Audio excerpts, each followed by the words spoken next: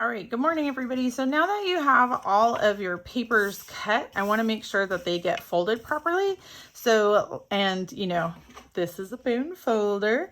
So this is what we're going to use to flatten it out. And like I said, if for some reason you don't have a bone folder, you can always use a pen cap or even your fingernail if you want to. And remember, when you fold these in half, you want to get it as even as you can. And if it's not coming out evenly, try actually folding it the other direction, because sometimes, like, paper does have a grain, and sometimes if you fold it one way, it doesn't want to go. But if you fold it the other way, then it wants to be nice and even. So once you've kind of just pushed it gently, folded in half, you're going to use that bone folder, and you're going to hold it kind of flatter against the table. And you're going to put some pressure, and you're just going to pull it back and forth to make this a really nice crisp edge. So like this one, you can see it wants to like stay open, like there's a gap right here because I haven't used the bone folder on it yet. Where this one, where I did use the bone folder, it wants to close, right? And once I use the bone folder on this one, it wants to stay closed also. So you're gonna do this, fold them in half, do the bone folder on every single one of your folios, because remember, this one's called a folio. You can call it a page if you want, but it's officially called a folio. And then once you have 5, then you're ready to make a signature.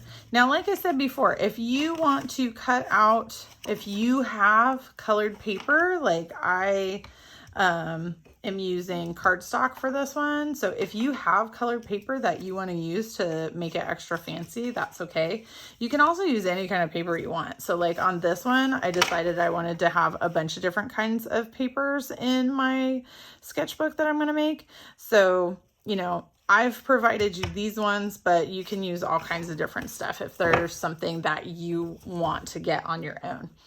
So once you have all of these all nicely folded and you've, done the edges real nice with the bone folder, so we're going to stack these. So I'm going to turn it this way just so you can see what I'm doing. Okay. So you are going to take each of your folios and you're going to like chomp the folio before it. Okay. So you're basically like pretend it's the monster. I don't know. You don't have to pretend it's a monster, but it's like chomp, chomp, chomp, chomp, chomp, right? So you're opening the folios up,